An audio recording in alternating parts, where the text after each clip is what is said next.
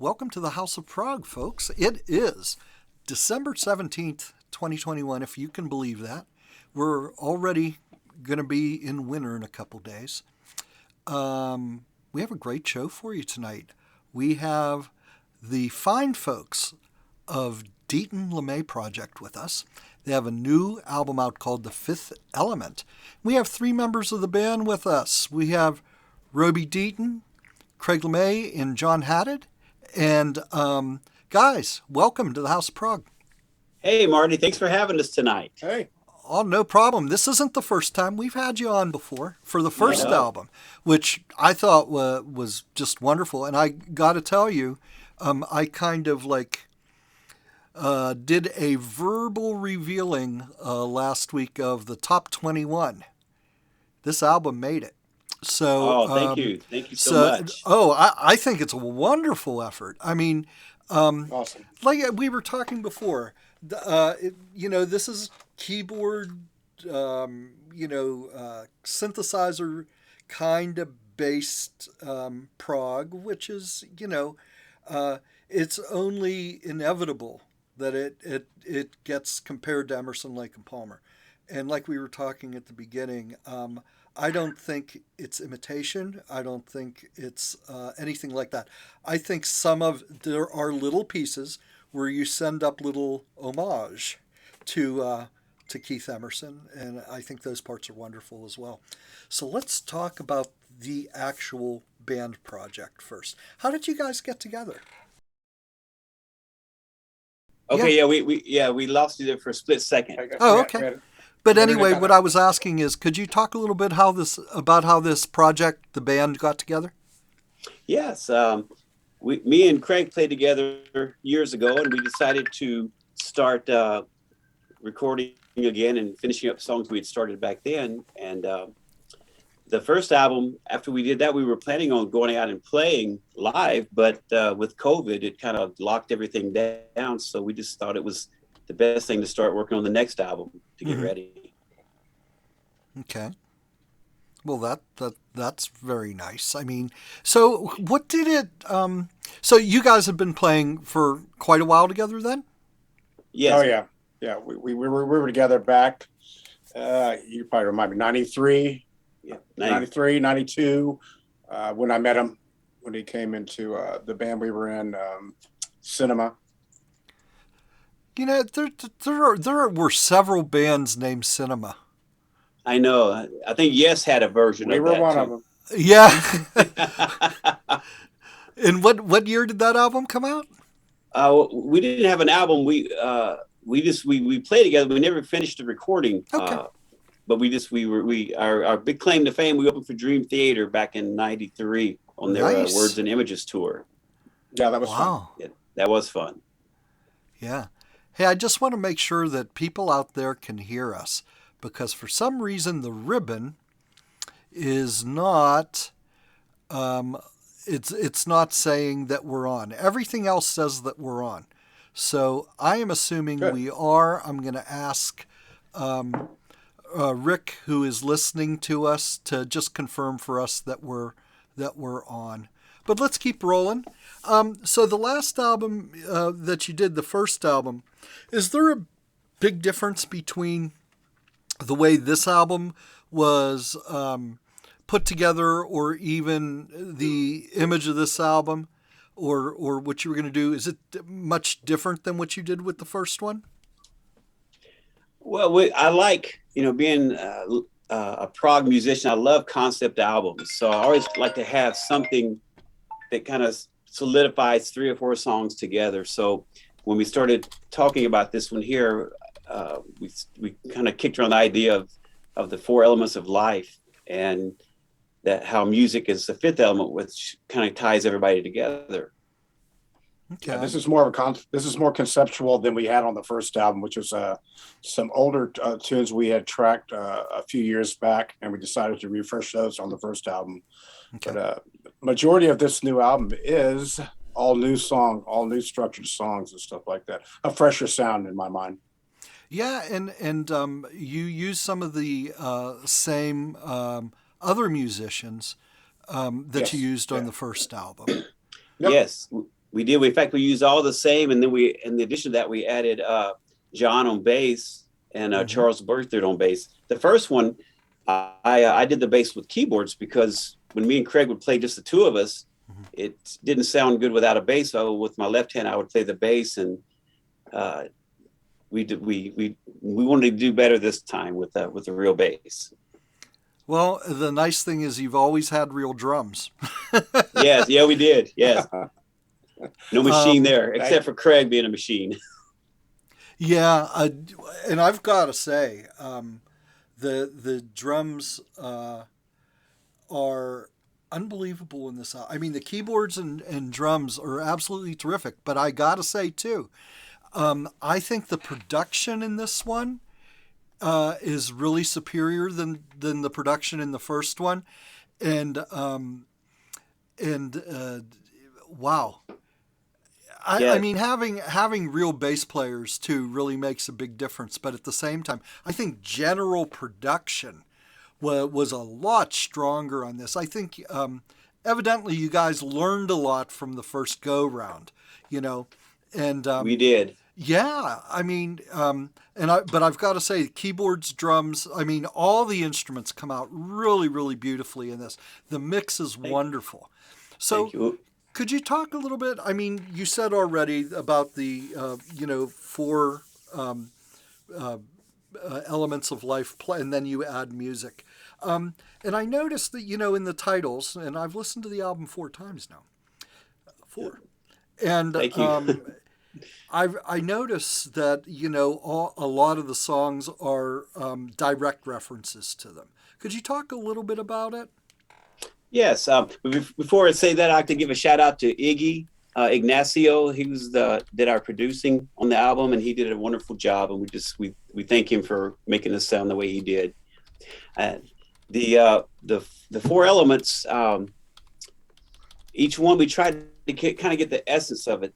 Like with Earth, we wanted to kind of emulate musically what an eruption would probably sound like. Mm. And then with air, we wanted to be light and airy, and we figured everyone knows how important air is, so we didn't need to have a lot of lyrics. So there's one lyric line, which is at my debut singing on that one. There is I say the line "first breath," and then something that we didn't I wanted to leave kind of as a mystery was that the last violin tone is the flat line for last breath on that song. Anything you like to add? That's fine. Okay. And water, is we kind of almost like a tidal wave. The first beginning of that, we want it to be like a big rush of water coming in, and then music. We use that one to kind of talk about how a lot of destruction and pain and war is done in the name of the other four elements, but music can bridge all of that and actually bring cultures and people together. Mm-hmm. Can we talk a little bit about it? It seems like the album is split in two. It is. The first half is just songs that aren't related. Okay. And then starting from the Overture, Mm-hmm. which has little pieces of the other songs in it. That from then on, it's the rest of the album is the concept of it. Yeah. I noticed that it was almost cleanly split in two, which is really, really interesting. But I got to tell you, some of the tracks on the, I'm going to call it it's not an A and a B side. I saw that. You know what I mean? Coming. Yeah. Yeah. You saw. I know you saw that coming. Yeah. Maybe a B than an A side. I think it's 2 A sides, but we have to label it one way. So the appreciate beginning of the album, Right. some really, really great music on there. A Different Place and Time is amazing. Exordium is just tremendous. Thank you. And I love the concepts in the second half of the album. You could almost really, really feel them in a lot of concept albums. A lot of times you go grasping, to try to lay your hands on what they're actually talking about. This was pretty cut and dry, and it was really, in other words, concepts don't have to be crazy and lofty. No. They can be pretty concrete and still be really cool. So I wanted to know where do we want to start in playing some of this? Do you want to start with the beginning of the album and then like take maybe a track that would be a good example of the beginning of the album first? Yeah, we could do that one. Okay. Yeah, that'd be a great one. So which one? We can do The Great Awakening is a great start. That's a good, powerful song to start with. All right. Why don't we do that? See, now that I don't have chat, the person who always reminds me to shut up and plays the music can't do that to me. So I'm happy about that. So that's what we'll do. This is Deaton LeMay Project's new album. It is called The Fifth Element. And this track is the opening track of the album. It is called The Great Awakening. You're listening to brand new, just released music from Deaton LeMay Project here on the House of Prog.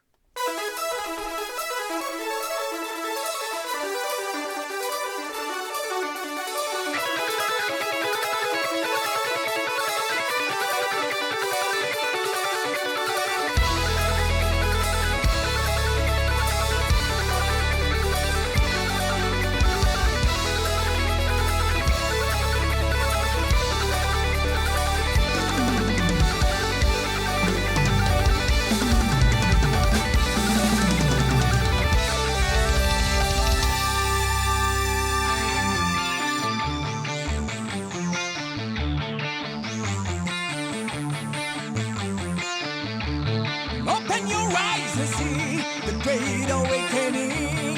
Open your eyes and see the world is changing. Open your eyes and see the great awakening. Open your eyes and see the new world turning. Learning.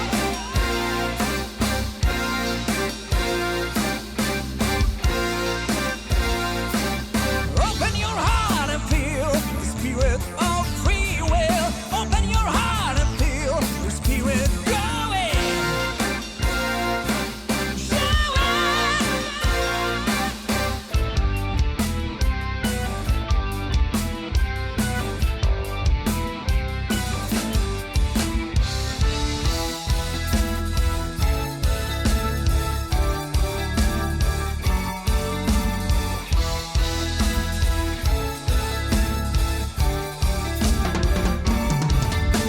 It's easy to try when you know you cannot fall. It's easy to cry when your back's against the wall. Open your eyes, don't miss your wake-up call.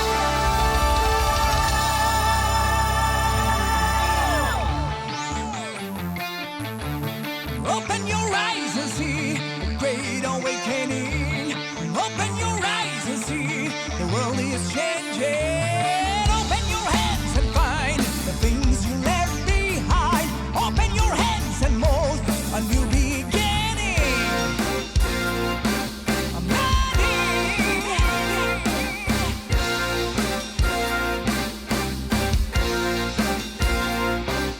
Open your mind and write new chapters in your life. Open your mind and draw a new direction.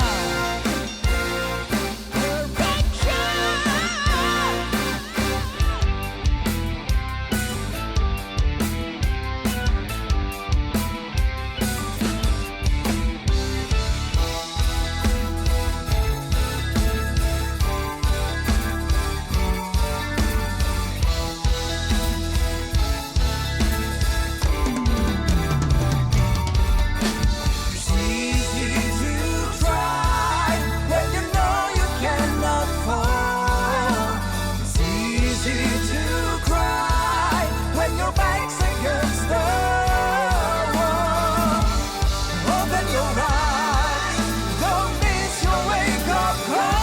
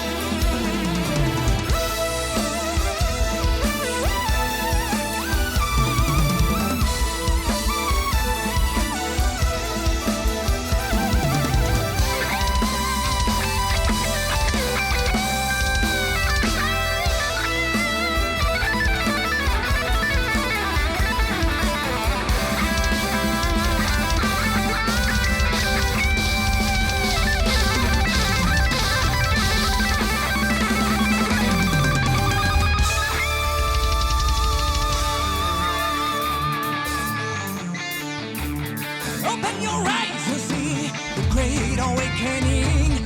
Open your eyes and see the world is changing. Open your heart and know there's so far yet to go. Open your heart and feel the spirit burning. Learning,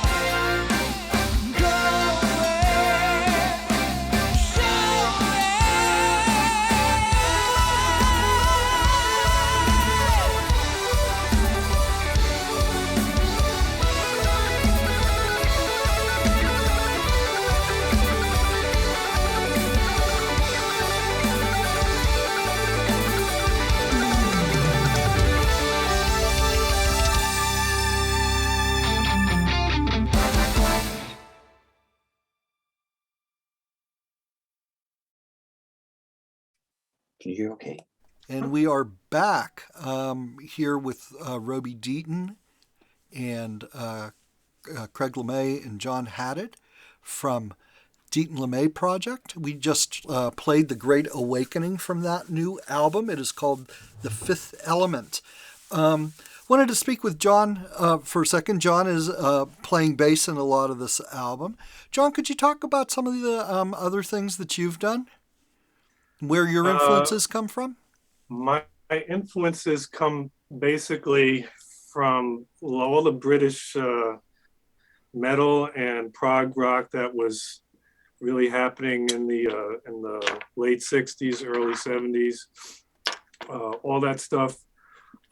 Sabbath, Deep Purple, Jethro Tull, Led Zeppelin, Rush, Yes, a little bit of Genesis, D.L.P, all that stuff. All the stuff that when you're of that age, early teens, puberty, high school, all that music that you listen to then really kind of sticks with you for the rest of your life. Like Something Slim about Whitman commercials, right? Yeah, Yeah. Yeah. exactly. So I mean, something about the way I you're. think we're all about the same age here. Yeah.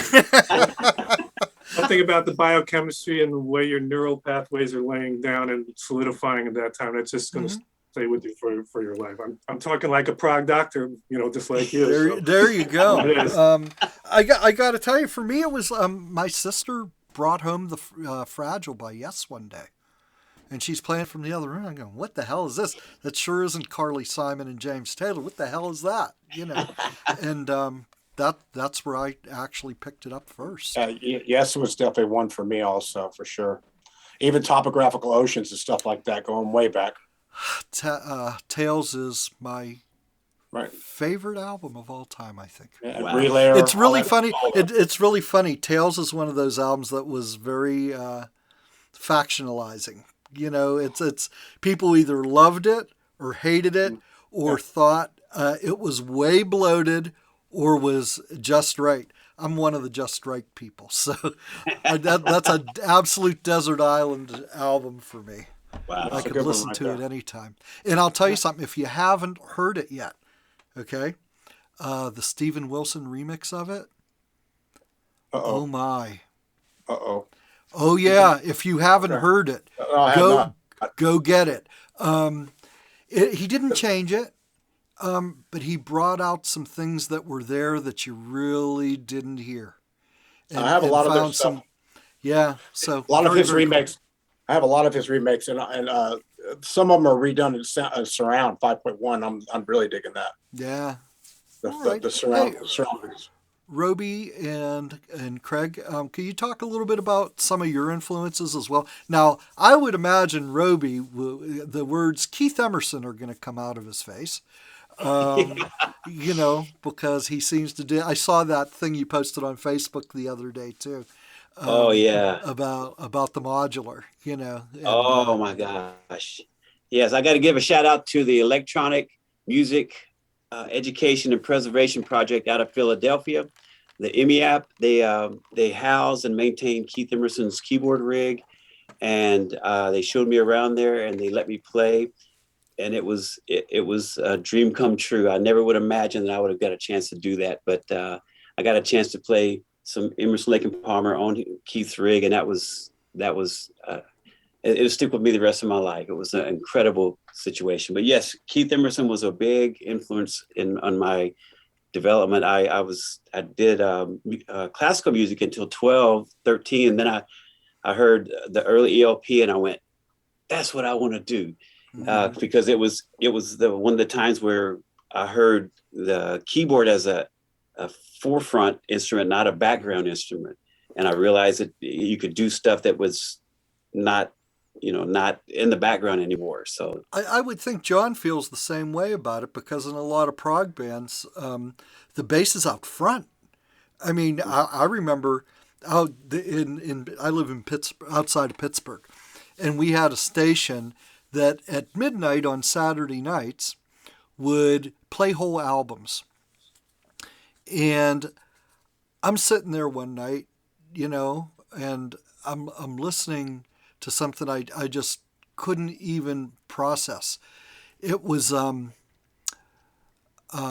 Renaissance's what album was it? Can you hear me? No, Can you understand? Can you understand? No. But anyway, it was a Renaissance album. And here is this crazy bass right up front as the lead instrument. And I said, wow, that was just amazing. So, yeah, I guess bass players. John Camp from Renaissance. He'll be the first one to tell you that Chris Squire is his main influence. And definitely, when I first heard Chris Squire, it definitely changed my life as well. And my Rickenbacker bass that I bought new in '78 is still with me and still going strong.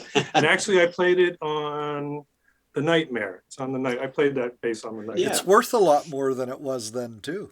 Yeah, I paid '78. I paid $375 for it at Alex Music on 48th Street. I went in there with my father and really said, I hope you buy this bass and play it. And I said, I'm going to pay you back every penny. And then I started playing these high school dances in New York, and we would get paid, $30, $35, $40, $50 a gig. And the proudest thing was on Saturday morning, I would take that money, I put it back on my father's dresser. And it's just like, he couldn't, I remember the first time he saw it, he couldn't believe it. He says, he's actually getting paid to play the bass. How old are you, John?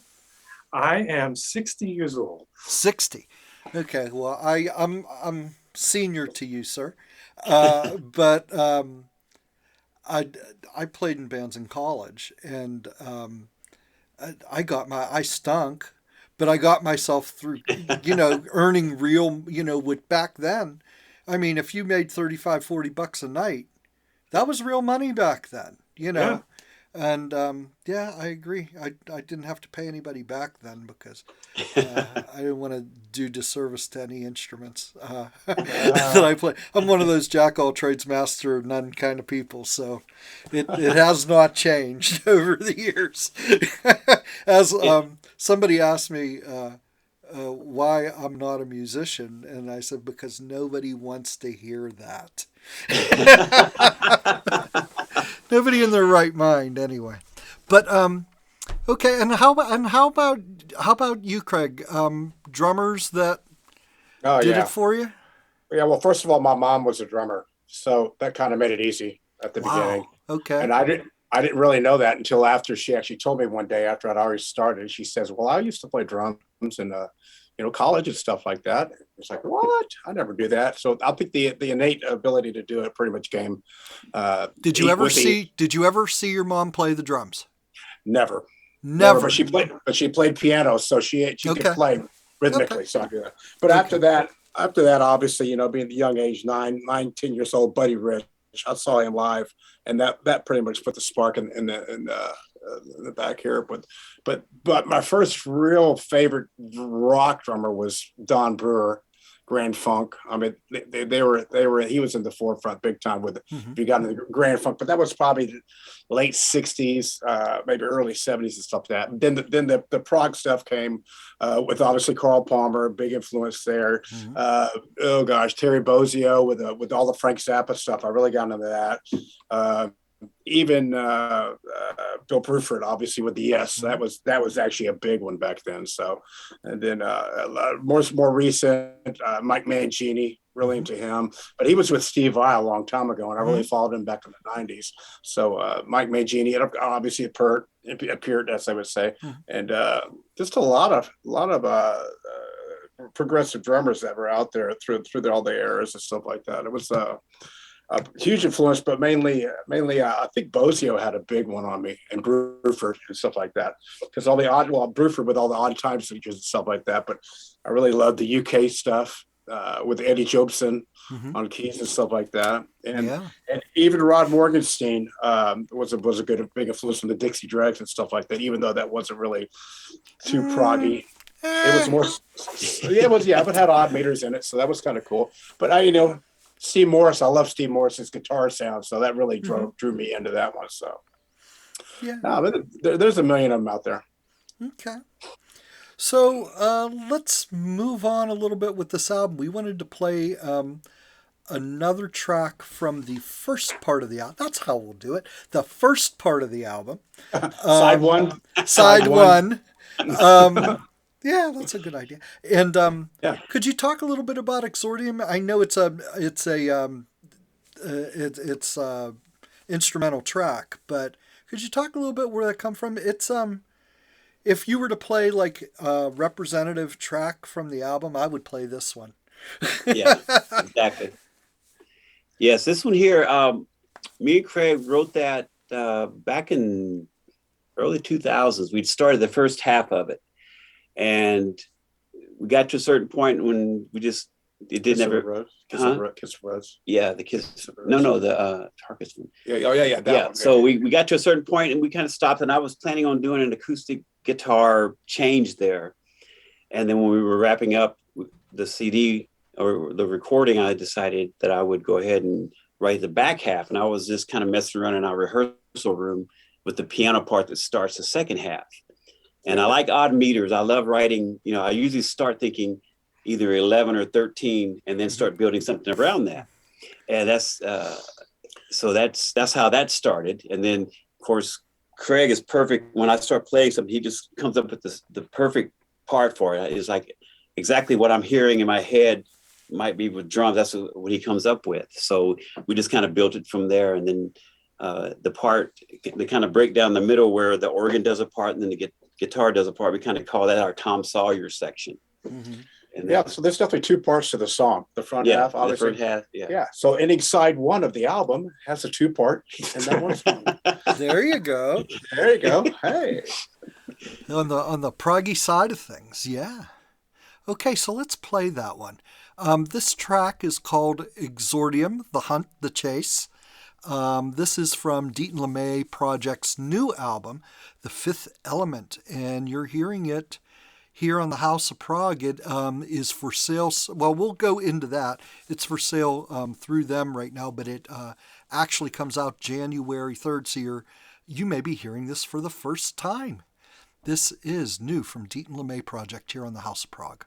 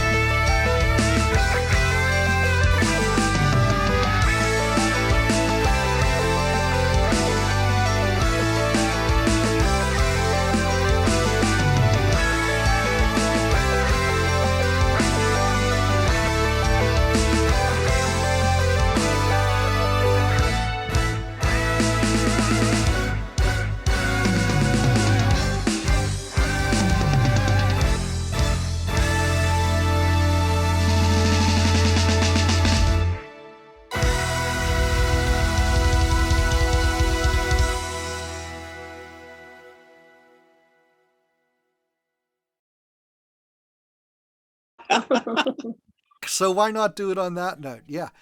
Yeah, this show is big in Japan, as we were talking about. But so you just heard Exordium. That's one of the tracks on the first side, or part one of this release, which is the less organized part of the album. And then now we are going to progress. See what I did there? I like that.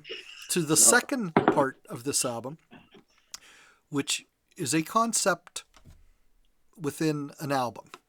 How about that?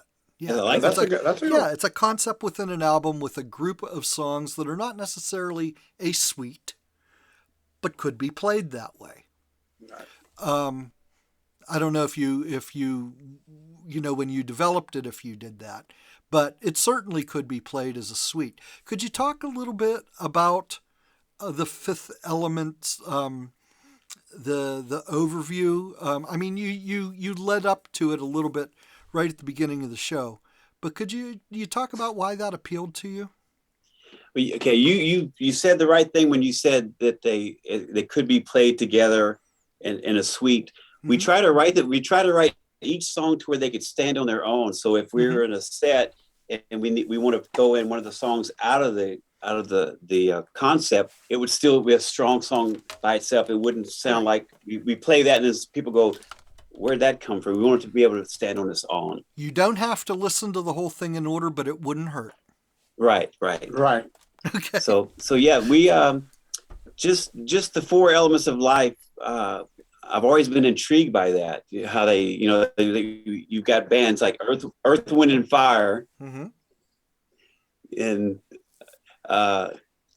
so it's around a lot in music, and so we wanted to build on that idea. So when you're talking about these elements, are you talking about them the same way as Native Americans talk about them then? I think so, yes. Yeah, okay. Yeah, and I think in the Greek, they talk about the four elements of life. And the Chinese have a version of it themselves too. Right. So we kind of built on that, and we like the idea that music. I've got I teach music, and I have international students from all over, and I have music books that are in Farsi and Chinese. I can't read the writing, but I can read the notes. So it is universal, and it can kind of bridge any problems that people would have with one another through music. They can connect that way. Sure, that makes sense. So you went about writing this group of songs that has to do with the elements, whether there are lyrics or not. Sure. Okay, yes. And some of them do have lyrics, right? Actually, all of them have lyrics, except for Air. Air has just Overture in true classical form. Overture has a little pieces of each of the elements, except for fire, because it leads right into fire. But it has pieces of water, air, earth, and music. Yeah, once you listen to the whole album, get used to the second half of the album, get used to that part. You hear all the snippets all combined into what we call the overture, which is a presentation of what's about to come in this case. Okay, so why don't we play one of them? Which one do we want to do?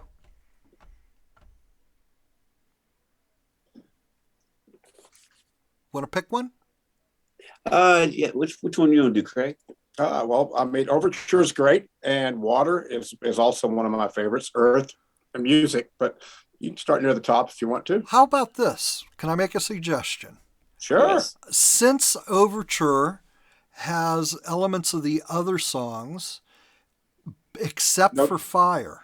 Yeah. So let's play both of those.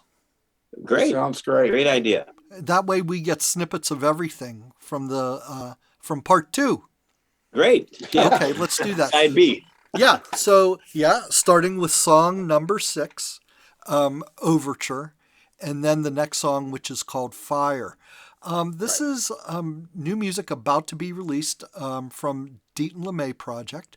Release date is January 3rd, although if you go to their website, you can order it now. And we're going to play those two pieces for you here on the House of Prog.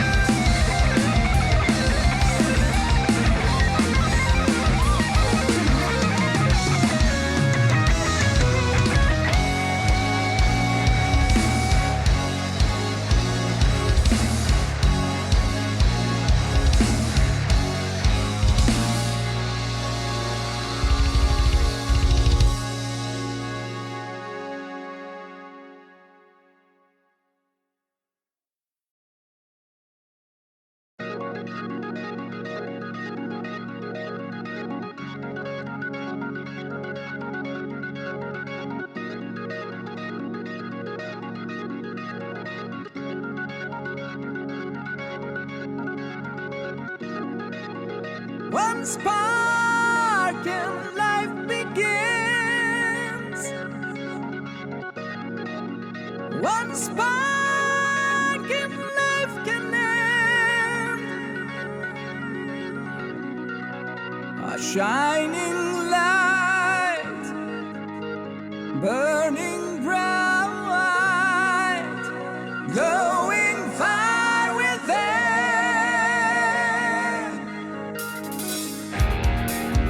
The mask of darkness fades. The task at hand will make a source of light, cuts like a knife through winter cold and shade.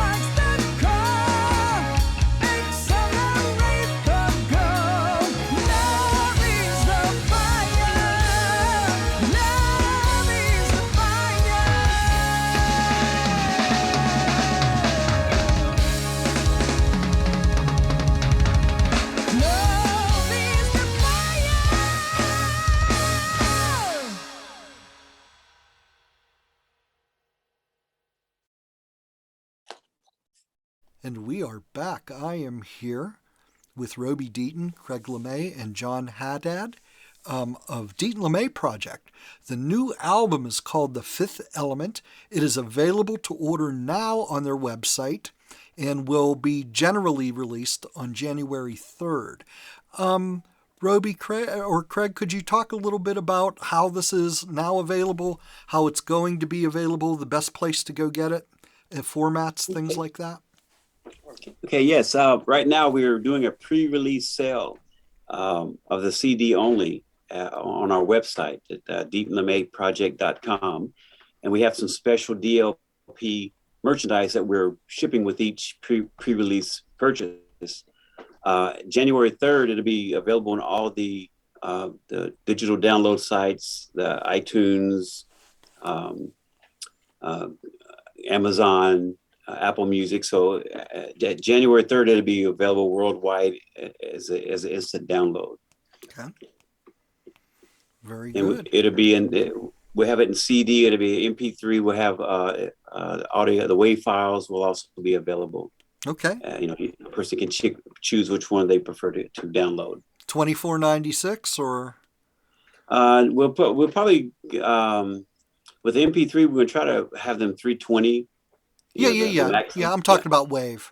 Oh, WAV it'd be probably I think 4416 because that's what most people's players will take. Yeah, that's fine. That's great. Yeah, it was not done in high res. It was not done in high res. It was not, and there will be no LPs for this one. Okay. Sad to say. Well, if it does really well, there might be. Exactly. Everybody, Christmas is coming up, and it makes a great stocking stuffer. Yes, it does. Operators are standing by. They are. 1-800 Fifth Element, right? There you go. So wanted to talk with you guys a little bit about what plans are for the band. I mean, you from when I talked with you before, this isn't the last thing that the band's going to do. You're already you already have some plans for some other stuff. But is there a plan to tour at all? We hope to play out live as soon as it's available. We're rehearsing locally, getting everything ready, just for that time when things do finally open up and people are able to congregate more and artists can do a little more live than they can right now. Okay, so what's the band going to look like? The live band, or don't you know yet for sure? We know it's going to be. We're going to have. Be me and Craig. We have John on bass. We've got local guitar players that we're working with, and we hope to have some input from some of the other guest artists that we had on the recording. Okay, Hottie for sure. Yeah, we'd love to have Hottie, the vocalist Hottie Chiani. Want to give a shout out to him? Oh yeah. Hey Hottie, if you're listening, we miss you, buddy. Incredible voice, the most beautiful voice. So, we would love to be able. Where did you locate him at? I was looking online for. There's a website called Air Gigs, and I went through there listening to different vocalists, and I came across his page, and I heard the little clip that he had on there, and I loved it so much that I found myself walking around the house vacuuming, singing the song that he had on his video clip. It was just incredible. And I contacted him and we started working together on the first one. And we've since become really good friends. We talk every other day or so and stay in touch with each other. So we're hoping that we can play with him live. And he's local? He's local in Houston area? He's in Virginia. Okay. All right. So we hope that we get a chance to play with him live at some point. Are you guys looking for and like I was saying before, with COVID, everything's kind of up in the air right now. But are you guys looking at like festival dates and things like that? We want to. That's what we want to. Instead of slogging on the road everywhere, we would prefer to go to like some big festivals or get into the festival season, either here in the U.S. or in Europe. Okay, very good. I'm looking forward to that. I from the first two albums. those would be some absolutely incredible shows. I wanted to ask you a couple questions about the album, though. Just a question as a listener. So, I hear it could be synthesized, but are the violins all synthesized? No, that violin on air. Yes. Yes, I tore my rotator cuff back in January, and I didn't realize at the time that it was completely tore. So I spent several months trying to make it better. And when it came down to record that song, I actually had to take a lot of pain medication just to be able to get the guitar parts recorded, the acoustic guitar. And when I started warming up for the violin, to try to record the violin, I couldn't take enough pain medicine for it to not hurt. So there wasn't enough in the world for that, right? There wasn't. So I went online and went to a site and found this wonderful Russian violinist named Liza Evans. Okay. And she just did an incredible job. I gave her the sheet music that I'd written. Your notation. Okay. Yes. And she did a wonderful job with it. Because I remember you told me before that you play violin. Yes. And guitar, violin. In keys. In keys, right. Yes, sir. So when we play live, I will do the violin part, but at the time of the recording, I couldn't pick my arm up to even hold it. So, but I had my surgery. But the real thing is, though, you're not going to be able to throw that curveball anymore. Yeah, exactly. But I had my surgery. It's going to flatten out, Exactly. I had my surgery. Or you should say your doctor, will I ever be able to play the violin again? Because the answer is supposed to be yes. For you. Yeah. Yes. I had my surgery in August and was just released today from my physical therapy. So everything's coming along well. So I'll be able to get back into that. So she did a wonderful job on the violin part. That is live violin there. Yeah, it was beautiful. And but I know there's a lot of people, well, not a lot of people, but there are several people who could make a synthesizer part sound that close, with some of the new developments with that. But I remember you played violin, but I remember you told me you were laid up too. So I'm wondering how's this going on? Yeah, it was. So, guys, I wanted to ask you too. I know Roby has done a ton of solo stuff. Have you done that too, Craig? Not solo releases, but I've been a recording artist in a lot of bands out of Houston for sure. Okay. For a long time. Well, it started. I don't know, probably 85-ish. It's stuff like that. I would do a lot of session work and stuff for these rock bands around town and stuff like that. Actually, a lot of times I would get a call at the last minute to go in and sub to do shows. Most of the stuff is straightforward rock anyway. But I've got probably 4 or 5 releases out before I did recordings with Robbie. But once I started doing the stuff with Robbie, it's been 100% focus on the majority of writing and recording with the D.L.P project. Okay. And how about you, John? Well, when I'm not saving lives at the hospital, I do my best to support my musician community here in Houston. I've played live performances with many local artists, several tribute bands. I've done some recording on some local artist albums. This, however, this album I think has been so far the pinnacle of my musical career. Actually, this is working with these guys is really amazing. Cool. Thank you. Roby. I mean, the keyboards, the guitar, the violin, Craig's drums.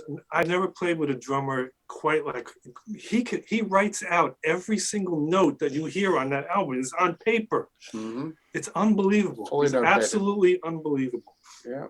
I'm just a bass player. I'm just happy to be part of this. Right? We're glad to have you here. We really are. Right? You see this? Yeah. 4 strings, right? That's right. There you go. Actually, it's all you need. That's all he recently needs. graduated. He has 4. 5 also. All He right. does There you 5 well. also. recently Oh, he has a 5. graduated You have a to 5 I too. recently He better have a 5. because he writes these songs with these really In low the notes on D.L.P. it, band, he you know? better have a 5. Maybe we'll find a 6 later. The thumb is gone. Use your nose. You can use his nose. True. Yeah. It's amazing, when you look at a lot of people who are in the prog world. They all it's very, very weird because I always look at the prog community. I look at it like a community that's incredibly incestuous. It's like a really bad incestuous family, and it's like it's so interesting how the backgrounds of the people are so interesting. The example is, with John, he's not the only doctor who's doing this stuff. It's really incredible. I always ask people, what people do for their day jobs. Now I know Roby's a teacher. Craig, what's your 9 to 5 kind of thing? Well, I'm retired, but Oh, yeah, but I have I just retired from teaching for 42 and a half years. oh my I God! started, What did you teach? I started drums. I started drum Wow. school in 1979 here in Wow. Houston, and I've stayed in the same area. So I've had a great following all these years and stuff. And so yeah, I literally have just retired. Halloween was my retirement date. Really? Well, yeah, congratulations on your retirement. It feels good. Thank you so much. I think I've got 3 years to go. And Well, it's I'm- coming. Yeah, it's coming, and I'm looking forward to it too. I hope I can, do some more stuff that I enjoy. Actually, I'm working a job now that I really enjoy, so it's a lot better that way. Well, it's not work. It's not work. That's play. Well, no, this one's work, but it's different. It's really weird. I was in child welfare for 30 years. Okay. And now I'm working with senior citizens. I'm working on the other end of the street, and Wow. it's very, very interesting. And I have a lot in common with them now as I'm getting a little bit older myself. And what's your name again? No, I'm just kidding. But what are we doing here? What was that? Remember that guy who ran? He ran for vice president. I forget. He was an admiral or something like that. And they're doing a debate, and he goes, "What am I doing here again?" Yeah, let's stay away from that. But I've got to say, I said at the beginning, this is one of the best albums of the year. I am still classifying it, Roby, as 2021. That's when you heard it. Yeah, that's when I heard it. So I'm still classifying it as 2021. But in my very, very, very humble opinion, I think this is one of the best 21 albums of 2021. Wow. Thank you so much. I think the problem is people aren't going to really hear it until 2022. So I'm glad they were able to hear a nice snippet of it tonight. Even my cat is telling me, he listens to the show, that he's a fan. He just tried to take my leg off, and I'm going to need John to read some X-rays for me. Remember. I'm bleeding rather heavily, John. No, I'm just kidding. It's just a flesh wound. Right. Yeah, whatever.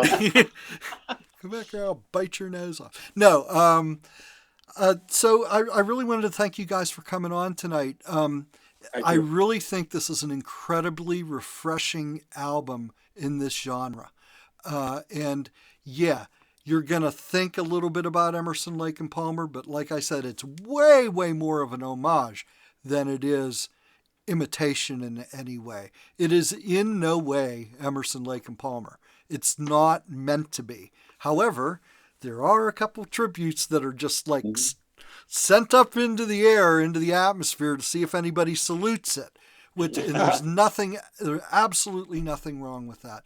And I enjoyed every minute of the album. So awesome. I just want to tell you, I don't do album reviews, but I would give it a tremendous score if I did. And like I said, one of the 20 best albums of the year. You should be very, very proud of what you did here. Thank you so much. So I I'm appreciate it. looking forward to hear what other people say about the album here, going into 2022. But it's on my list for 2021 as one of the best. Great, but Yeah. thank you so much. Also, let's mention the Pandora situation. Yeah, where please do. we have a Pandora channel. So all you have to do is type in Deaton LeMay Project, and I assume everybody knows how to spell Deaton and LeMay Project, and you'll get a chance to listen to from the first album mainly a lot of snippets from that, and in between that they play the Rush, they play Kansas, they play Styx, a lot of they play a lot of Prog in between all our songs. So you can listen to us 24/7 if you want to get a good taste of the first album. We'll be putting the second album, this recent one, up here as the year turns. Okay, all right, guys. Again, where's the best place to get the album? For now, at DLPproject.com. After January 3rd, it'll be on all the digital download sites. Yes, Yep. Yes, sir. Yep. All right. So order now, and there's some special merch that can be had along with it. So please go to DeatonLeMay project.com and go and order your stuff. You're really, really going to like it. All right. Guys, thank you so much for being with us tonight. And again, if there's anything that we can do for you at the House of Prog, please let us know about it. And we'll be talking to you soon. Thank you, Marty. Have a good evening. Marty. You too. Take care, guys. Great album. Take care. Thank you.